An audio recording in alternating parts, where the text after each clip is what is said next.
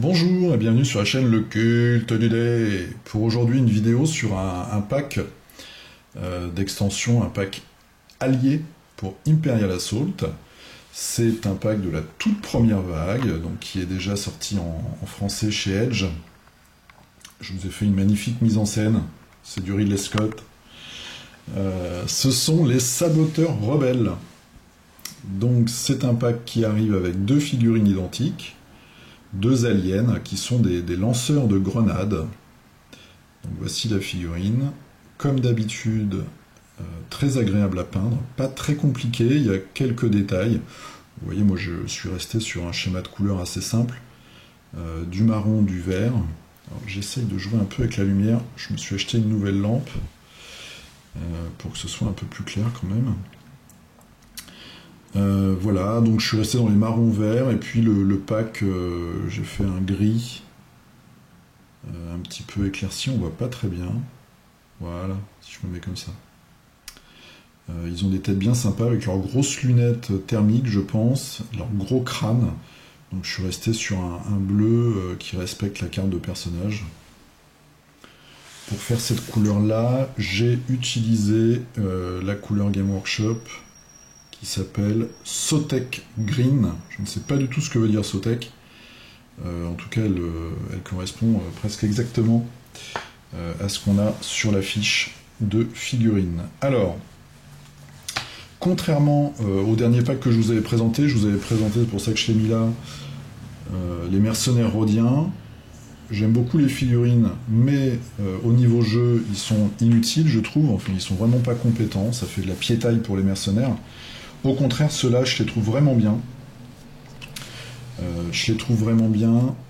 Au niveau de leurs caractéristiques et de la fille. Alors, on va commencer par la petite fiche de caractéristiques. Je crois que dans la boîte de base, on n'a que la carte grise. Donc, ils sont espions et armes lourdes. Ils ont plus 2 en précision, ils ont un stun, un blast 1 et un percé 2. Avec cette magnifique caractéristique qui leur permet, voilà, si je mets comme ça c'est mieux, qui leur permet d'activer 2 fois la même habilité bonus. Donc par exemple, ils peuvent faire monter le blast à 2. Ils peuvent faire un blast 2, 4 points de vie, 5 de vitesse, une défense légère. Ils ont de très bons dégâts, des rouges et des jaunes. Et là où ça devient vraiment très intéressant, moi je vais les jouer comme ça en escarmouche. Je trouve que c'est une bonne unité qui peut apporter beaucoup de dégâts. Il coûte 7, plus 3 en précision, plus 2, un perce plus 2, un stun et un blast 2, avec toujours la même habilité qui permet d'utiliser le blast 2 fois par exemple, ça fait un blast 4, donc contre des stormtroopers, donc 3 points de vie, voilà. On comprend tout de suite que ça peut faire des ravages. Et ils ont une deuxième habilité, Priority Target, c'est-à-dire que les figurines ne bloquent pas leur ligne de vue, leur ligne de tir, puisqu'ils lancent des grenades, et ils lancent leurs grenades en cloche, donc elles passent au-dessus des troupes. Ils gagnent simplement, on voit par rapport à l'unité normale, ils gagnent 2 points de vie. Moi je trouve que cette unité, pour les rebelles, si j'étais un joueur rebelle, je achèterais ça en premier.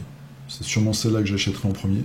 Déjà pour faire un peu de nombre, parce que le gros problème de la boîte de base quand on joue en escarmouche, c'est qu'au niveau rebelle, on n'a pas beaucoup de monde. Alors, on peut jouer avec les pions en carton,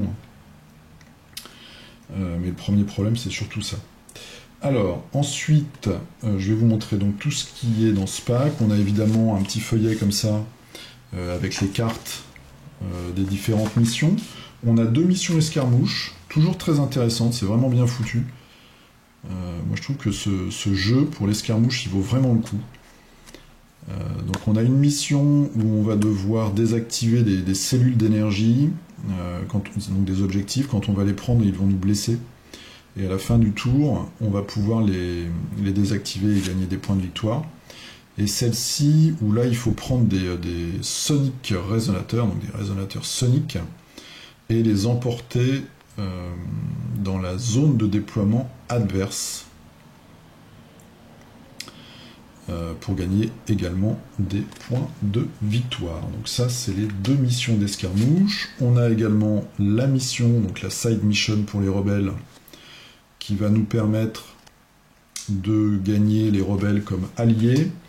La mission consiste à rentrer, je vous montre pas la carte, dans une base impériale et à détruire un vaisseau. Donc on a évidemment, pendant la mission, on a les saboteurs avec nous, à détruire un vaisseau, un prototype de vaisseau impérial.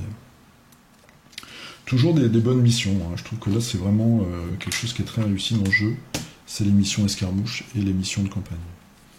On va finir avec les command cards. Là aussi, je suis assez content. Vous allez voir des cartes qui sont dans ce pack. Je les trouve assez intéressantes au niveau stratégique. Donc on a Change of Plans. C'est une carte qui coûte 1 en 1 exemplaire. Elle permet, après l'activation d'un groupe, alors je vais vous expliquer ça, de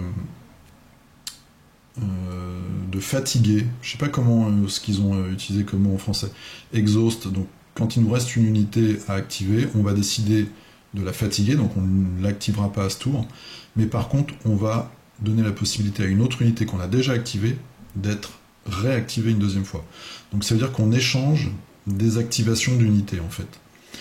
Je dis n'importe quoi, je suis joueur impérial, j'ai joué une unité de Stormtrooper, j'en ai 2 sur le plateau, donc je la joue, normalement je n'ai plus le droit de l'activer à ce tour-là, et bien je vais activer l'autre et décider de réactiver une deuxième fois celle-ci.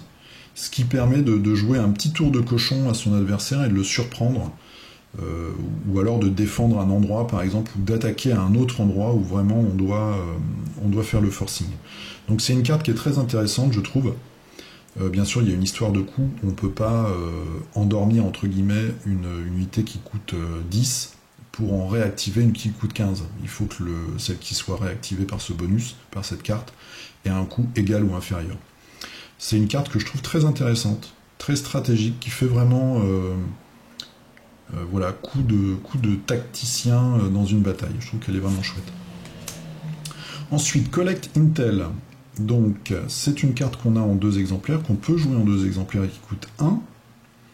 On l'utilise au début de son round. Si vous avez un personnage ou une unité avec le trait espion, donc ce qui est le cas évidemment des saboteurs, hein, qui sont espions et armes lourdes, ce qui est le cas aussi de Mac, ce personnage, je le montre parce qu'on m'avait demandé de montrer le schéma de couleur que j'avais utilisé. Vert foncé, marron, hein, rien d'exceptionnel, mais en même temps c'est un infiltré, c'est un sniper. Donc si vous avez encore au moins un espion vivant sur la carte, vous pouvez regarder la main de command card de votre adversaire. Donc ça c'est bien sympa parce que ça vous permet justement de voir venir les coups de vis qu'on vous prépare. Donc ça aussi je trouve que c'est une carte vraiment intéressante. Ensuite une carte que je trouve extrêmement puissante, Lock On, qui coûte 2, qu'on peut avoir en 1 exemplaire, qui s'adresse, comme on voit ici, aux armes lourdes, donc ça va être les véhicules, ça va être les Stormtroopers lourds, ça va être ces saboteurs. À utiliser pendant une attaque, vous avez un bonus sur votre attaque qui va être de 3 de précision. Vous allez enlever l'esquive totale du dé blanc de défense de votre adversaire, s'il a une armure légère, ou alors vous allez lui enlever un annulateur de bonus. Ça, contre un personnage en armure légère, je pense que c'est, surtout que ça s'adresse à des heavy weapons, donc des armes qui font beaucoup de dégâts, ça peut être dévastateur. Par exemple, si on est impérial pour tuer un Luke Skywalker, ça je pense que c'est l'idéal. C'est mal de tuer Luke. Ensuite, une autre carte qui coûte 2 en 1 exemplaire, qui s'adresse à tout le monde, aide d'urgence. C'est une action. Vous choisissez une figurine alliée adjacente, vous lui faites regagner 2 points de vie. Si vous avez le trait gardien ou leader, vous lui faites regagner 3 points de vie. Voilà, pour secourir un allié, c'est toujours utile. Ça coûte 2 quand même. Et enfin la dernière, donc qui s'adresse là aussi aux espions. Elle coûte 3, celle-ci elle est très chère, c'est le coût maximum. C'est une action également, jusqu'à la fin du round, vous ne pouvez pas être la cible d'une attaque. Très très utile dans les scénarios d'escarmouche où vous devez par exemple, où vous allez marquer des points de victoire en étant dans la zone de déploiement adverse. Ça va vous permettre de vous déplacer, d'aller vous planquer et on ne pourra pas vous tirer dessus. Donc, et ça peut vous permettre de gagner des points de victoire, surtout si vous avez par exemple un objet, comme dans les missions qu'on a ici, un objet que vous avez ramassé et que vous allez devoir déposer dans la zone de déploiement adverse pour gagner une dizaine de points de victoire par exemple. Très très bonne carte. Voilà, donc en résumé, ce pack, je l'aime beaucoup. Dites-moi ce que vous en pensez, puisque je pense que vous devez être pas mal à l'avoir maintenant. Une belle figurine, qui demande un peu plus de temps à peindre peut-être, parce qu'il y a quand même pas mal de détails. Les grenades, les petites sangles, mais ça reste toujours assez simple, parce que, comme j'avais dit sur la figurine de Han Solo, elles sont pas mal, puisque toutes les zones sont facilement accessibles. Et ça, c'est bien pensé, je trouve. C'est pas un jeu qui s'adresse forcément à des virtuoses du pinceau. Donc moi, ça me va bien, parce que je les trouve assez simples à peindre. On voit pas trop mes magnifiques éclaircissements sur le sommet du crâne, mais ils sont là. Donc voilà. Bonne figurine, des bonnes cartes, utile en jeu. Voilà, c'est un de mes packs préférés avec les personnages et les droïdes. Je vous souhaite une très bonne journée ou une bonne nuit. Je vous dis à la prochaine. Là, je suis en train de peindre le général Sorin, donc j'espère pouvoir vous faire ça bientôt.